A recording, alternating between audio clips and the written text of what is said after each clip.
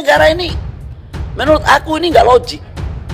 Barang-barang Papua masa ada yang diterima di DKI, dan ini bukan hanya di Papua, di hampir semua Republik Indonesia. Makanya orang daerah selalu berteriak, apa untungnya bagi kami itu sebuah investasi. Itulah salah satu persoalan kenapa Papua, saudara-saudara saya sebagian meminta keluar dari NKRI yang kita cintai ini. 1 triliun untuk daerah Sumatera, harus 10 triliun untuk daerah Papua.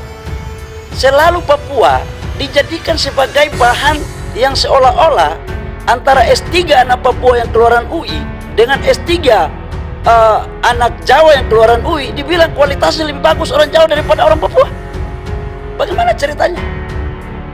Itu adalah image yang dibangun. Oleh karena itu saya meminta kepada kita semua, ruang itu harus dihapus supaya ada kesetaraan antara kita sama anak bangsa dalam konteks melihat secara helikopter terhadap keutuhan negara. Ini juga salah satu persoalan loh Pak. Kenapa Papua itu sebagian saudara-saudara saya minta keluar dari wilayah yang kita cintai bersama ini. Jadi Papua itu bukan hanya persoalan ideologi, persoalan ketidaksetaraan itu juga merupakan bagian pemicu dalam konteks mereka melakukan reaksi terhadap hal-hal itu. Menyangkut dengan Freeport, izin saya harus sampaikan dalam forum yang terhormat ini. 10% saham yang diberikan dari Freeport kepada pemerintah Papua lewat BUMD, sampai sekarang persoalannya itu bukan di Freeport. Masalahnya sampai sekarang adalah masih terjadi diskusi antara pemerintah Kabupaten Timika dengan pemerintah Provinsi Papua terhadap sharingnya. Awalnya itu saya buka aja di forum rapat ini biar Freeport nggak dapat sasaran terus sama Menteri BUMN, karena itu bolanya sekarang di Kementerian Investasi. Terima kasih sudah klik video ini. Jangan lupa tekan tombol subscribe untuk bergabung. Dalam hitungan saya persilahkan kalian untuk tekan tombol subscribe. 10, 3, 2, 1. Saya ucapkan selamat bergabung dalam channel ini. Saya usia 44 tahun Pak. 44 tahun itu saya umur 33 tahun lahir di kampung, di desa. Saya sekolah nggak ada listrik, pakai obor. Tahu obor apa itu? Pelita. Yang bangun pagi itu harus saya buka kening begini Bu, karena itu nggak ada listrik. Jalan kaki saya SD 3 kilo. Saya sama Ibu Trivena ini satu kampung, karena dulu ketika Timika masih dalam wilayah Kabupaten Fakfak, bapaknya Ibu Trivena ini adalah anggota DPR di Fakfak. Jadi persoalan susah, nggak ada lagi susah yang paling susah yang nggak kita jalani sebagai anak dari Papua. Udah semua itu. Sekolah kami jalan kaki, SD 3 kilo. SMP jalan kaki. Mau pergi berangkat kuliah pun ke Jayapura, itu naik perintis 14 hari. Jadi gabung penumpang dengan ayam-ayam dan kambing-kambing selama 2 minggu. Jadi masalah penderitaan tentang bagaimana hidup di desa, mungkin saya kalau dibuat teori hidup di desa, saya akan menjadi profesor, doktor hidup di desa daripada menjadi di kota. Mohon maaf Ibu, saya harus menyampaikan ini. Jadi kalau kehidupan di kampung, maka saya mungkin sedikit lebih dalam tahu. Jadi kalau di kota ya nanti Pak Komarudin yang ajarin saya, karena Pak Komarudin yang ajarin saya masuk Jakarta. Jadi jalan-jalan Jakarta pun Pak Komarudin paling tahu Bu, dari tikus maupun tol, beliau paling tahu. Nah itu kemudian menyangkut dengan persoalan investasi di Papua. Saya pikir masalah Papua tidak hanya terletak pada persoalan kenaikan 0,25%. Menurut saya Pak, itu sudah bagus pemerintah memberikan itu. Tapi jauh lebih dari itu sebenarnya kita bisa menggali sumber-sumber pendapatan asli daerah tanpa harus menunggu dana afirmatif 2,25% itu. Tadi saya usulkan, kenapa perusahaan-perusahaan yang beroperasi di Papua tidak diberikan satu, mungkin dalam undang-undang ini disampaikan, atau di apalah namanya PP-nya atau apa, diwajibkan untuk mereka di sana sebagai bagian dari kekhususan. Saya tadi tanya Pak Wamen, berapa sih Freeport bayar per tahun? PPh badannya itu 700 juta US, 10 triliun lebih, bagi hasilnya berapa tuh ke daerah? Tapi selama ini kan PAD-nya diambil oleh DKI Pak. Jadi ini negara ini, menurut aku ini nggak logik. Barang-barang Papua masa PAD-nya diterima di DKI, dan ini bukan hanya di Papua, di hampir semua Republik Indonesia. Makanya orang daerah selalu berteriak, apa untungnya bagi kami itu sebuah investasi. Kalau kemudian hasilnya diterima hanya untuk di DKI Jakarta, apakah daerah bukan merupakan bagian Republik Indonesia ini? Itulah salah satu persoalan kenapa Papua, saudara-saudara saya sebagian, meminta keluar dari NKRI yang kita cintai ini. Itu pertanyaan Pak Umar. Yang kedua, saya mau bicara pada pendekatan secara geografis. Papua ini dibagi pada sudut pandang, jangan hanya satu. Papua ini dibagi antara pantai dan gunung. Mohon maaf Pak Yan Mamdenas, Pak Ketua, sama Ibu Trivena. Yang maju ini memang pembangunannya itu daerah pantai. Kenapa? Karena memang sudah ex-jajahan yang sudah dilakukan. Jadi membangun Papua, kalau hanya dijadikan rujukan dengan daerah-daerah lain di Jawa, di Sulawesi, di Sumatera, nggak bisa Pak. 1 triliun untuk daerah Sumatera, harus 10 triliun untuk daerah Papua. Karena daerah saudara-saudara saya di gunung itu belum ada jalan Pak. Jadi yang dibilang tadi sekitar 1000 triliun, itu paling tinggi 500 triliun dipakai untuk pembangunan. Karena selebihnya pasti untuk birokrasi. Dan menurut saya membangun 3,5 kali Pulau Jawa, itu pun masih kurang. Tapi pemerintah sudah sangat baik. Tetapi alangkah ketidakmampuan kita untuk mencari solusi lain dalam rangka meningkatkan pembiayaan untuk menjalankan roda pemerintahan di Papua. Itu satu Pak. Jadi Papua ini Pak, di pantai udah bagus-bagus Pak. Kayak Pak Yan Mandenas ini Pak, cerdas begini karena dia dari pantai. Ibu Trivena ini gabungan Pak, antara atas dan bawah. Di tengah-tengah ini Ibu Trivena. Kalau saya ini sudah gado-gado memang Pak, sama dengan Pak Komarudin.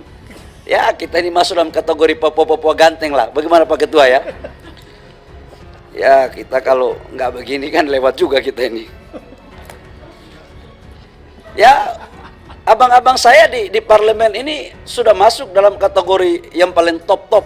Dan saya yakin banyak juga anak-anak Papua lain yang top-top kok. Kemudian menyangkut dengan persoalan pendidikan, saya setuju sama Ibu Nur, sangat pendidikan kita memang harus kita dorong. Saya setuju Bu, itu memang sangat luar biasa sekali, saya merasakan kok. Saya ini asli produk kearifan lokal Bu. SD lokal, SMP lokal, jadi SD, SMP, SMA semuanya di Fak-Fak. Kemudian S1, S2 Jayapura Bu. Jadi saya asli produk lokal. Tapi saya pikir nggak kalah jauh juga lah sama yang produk-produk internasional itu. Mana tadi si Wamendak ini? Ini Wamendak ini lagi jalan ketika saya ngomong ini. Takut pamur, kalah pamor juga sama Wamendak ini kelihatannya. Tapi yang saya mau sampaikan adalah bukan berarti anak-anak Papua sekalipun produk lokal kemudian kualitasnya enggak. Ini kebesaran jiwa kita sesama anak bangsa. Selalu Papua dijadikan sebagai bahan yang seolah-olah antara S3 anak Papua yang keluaran UI dengan S3 anak Jawa yang keluaran UI dibilang kualitasnya lebih bagus orang Jawa daripada orang Papua. Bagaimana ceritanya?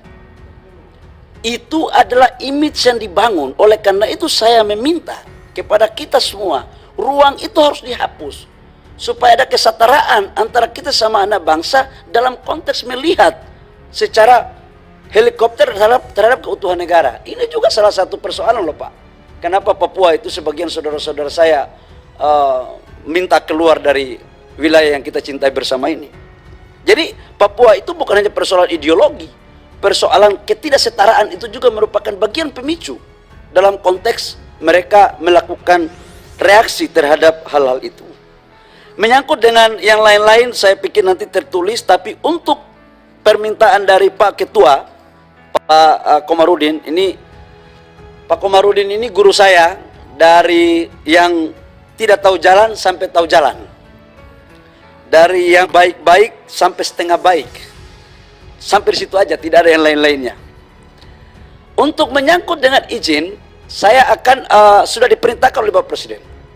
Bapak Presiden sangat konsen terhadap pembangunan di Papua. Bahkan perintah Bapak Presiden untuk juga membuat smelter di Papua. Itu Ibu Trivena, itu perintah Bapak Presiden. Saya cari otak, putar otak bagaimana dengan Pak Wamen, Pak Menteri BUMN. Dan alhamdulillah tanda-tanda itu sudah mulai ada. Bangun pupuk di sana. Nah terkait dengan penataan izin, memang harus jujur kita katakan Pak Komar, bahwa saya di Fak-Fak aja nggak punya lahan sampai 20.000 hektar. Tapi ada orang tiba-tiba datang, patok lahan, tapi nggak dijalankan. Kalau patok aja sih nggak apa-apa ya. Itu nggak dilakukan. Nah, ini kita lakukan penataan. Saya akan melakukan penataan. Satgas sudah ada, di mana Satgas itu salah satu diantaranya adalah Pak Wakapolri, Pak Wakil Jaksa Agung, kemudian kami sebagai ketuanya, yang salah satu tugasnya adalah melakukan penataan terhadap seluruh konsesi perizinan, baik dari laut dan darat, baik dari bawah tanah maupun di atas tanah, baik yang terlihat maupun tidak terlihat. Itu kita akan clearkan sesuai dengan perintah Pak Ketua Pansus. Menyangkut dengan Freeport, izin saya harus sampaikan dalam forum yang terhormat ini. 10% Pak Yan, 10% saham, saya sudah fasilitasi 2 kali. 10% saham yang diberikan dari Freeport kepada pemerintah Papua lewat BUMD, sampai sekarang persoalannya itu bukan di Freeport. Masalahnya sampai sekarang adalah masih terjadi diskusi antara pemerintah Kabupaten Timika dengan pemerintah Provinsi Papua terhadap sharingnya. Awalnya itu saya buka aja di forum rapat ini biar Freeport nggak dapat sasaran terus sama Menteri BUMN, karena itu bolanya sekarang di Kementerian Investasi. Awalnya itu minta komposisi 6-4. 6 itu Papua, 4 itu Timika. Dengan hak-hak adat itu akan diserahkan kepada Pemprov. Lalu kemudian terjadilah dinamika, di mana Timika nggak mau. Timika maunya 7-3. 7-nya Timika, 3-nya provinsi. Tetapi di dalamnya include tentang 2 suku besar, Amome dan Komoro. Permintaan dari saudara-saudara kita yang suku Amome sama Komoro ini, dari 7% itu punya mereka berapa persen? Ini yang masih dalam mediasi. Saya targetkan di bulan Juni ini akan selesai. Persoalannya adalah ketika Freeport mendapat laba kurang lebih sekitar 1 billion tahun ini, Pak ya. 1 billion kalau tidak salah. Turun dari 1 billion, Pak ya. Ya. Tahun ini dapat profit 1 billion US dollar, sama dengan 14 triliun apabila cruise-nya 14.000. Harusnya kalau kita sudah clear, maka 10% dari 14 sekitar 1,4 ditambah dengan utang dia untuk mengcover 10% itu kan pembiayaannya pakai utang itu. Kita harusnya bisa dapat uang sekian ratus miliar, itu bisa dari situ. Tapi ini sekali lagi kesalahannya bukan dari Freeport, bukan dari Menteri BUMN. Tapi ini dari kita, anak-anak Papua. Tapi udah jangan kita salahkan siapa-siapa, ini salah kita. Salah saya, salah Ibu Trivena, kekurangan Pak Yan Mandenas, ya mungkin kehilafan Pak Komar juga. Jadi ini salah kita, nanti kita clearkan lah, supaya ini menjadi urusan secara adat aja kita selesaikan.